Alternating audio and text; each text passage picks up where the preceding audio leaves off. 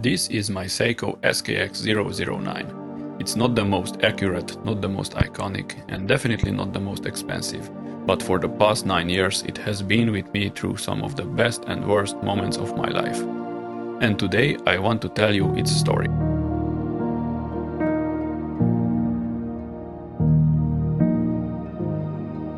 A quick review will not hurt anyone, so let's list the specs. So it is a full stainless steel case. It does have a screw down crown and case back. It has a 7S26 automatic movement. It has no hand winding and no hacking. It has 21,600 beats per hour, which means 3 Hz. It has a weight of 138 grams, thickness of 13.5 millimeters, 42 millimeters in diameter, 31.5 millimeter diameters of the dial. Lug to lug is 45.8 millimeters, a lug width of 22 millimeters, which tapers down to 18, and it has a nice big crown of 7 millimeters.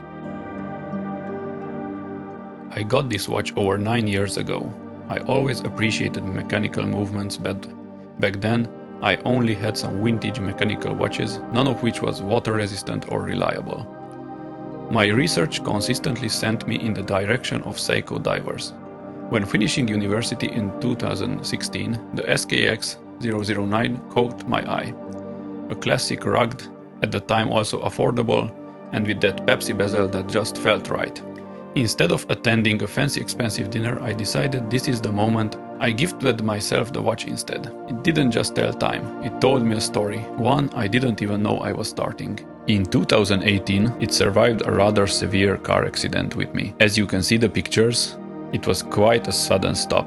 According to the police, the impact was at 70 kilometers per hour or 43 miles per hour. But thanks to God, all of the inhabitants survived, even the SKX. I was quite surprised that the watch did not suffer from that. Later that year, while recovering from the accident, I further studied the watch, and it got me interested in diving. I started my diving courses and obtained my open water diver license. And the next year, in 2019, I dived to a depth of 18.6 meters or 61 feet, wearing the Seiko. I am one of those rare SKX users that is not only a desk diver, but an actual diver. However, it is almost useless for diving. Dive computers give you much more valuable information based not only on time but also on depth. Keep this in mind before you jump on a dive watch. Also, from 2019 it became one of the curiosities of my little niece, and all I can say besides water resistance, it is also saliva proof. In 2020 it accompanied me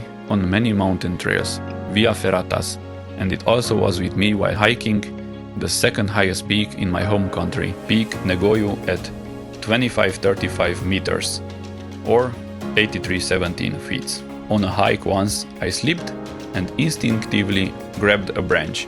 The flimsy looking Jubilee bracelet was caught in that branch, and it actually held my weight for a moment, which was around 90 kilograms, almost 200 pounds.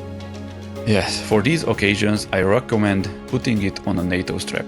In 2022, on my wedding day, despite my wife suggesting buying a dress watch, I wore the SKX009. Because it was part of me. It was that kind of loyal companion that I could not turn down just because it was not perfect for the occasion. All in all, it's not perfect. The movement isn't the most accurate. The design isn't the most unique. The bracelet isn't the most well done.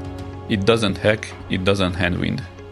But none of that ever mattered, because this watch never let me down. It shows the time, and for me particularly, showing the day and the date were much more helpful than the minute hand, so mentioning hacking is too far from my needs. The Lume is still strong, and I can see the time when waking up early in the morning after 7 or 8 hours of sleep. The parts of the watch was not that robust like the other parts, and that is the original rubber strap. As you can see, it is rotting away. I just kept this for this video. I found it not so long ago, and it is completely melted. Not only this, I will just show you. And it's so first side is is in one piece, but if you look at closer, it just breaks. It's completely dead. So the material is, it just snaps.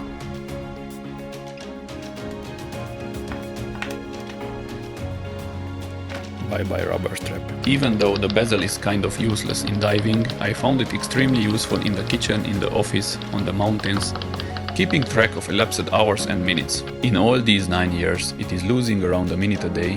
It never needed any servicing, it is a true workhorse. This SKX009 is a true survivor, just like me. We've grown together.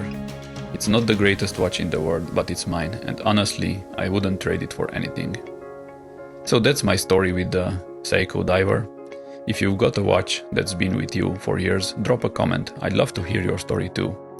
Thanks for watching. Do not forget to like, share, and subscribe.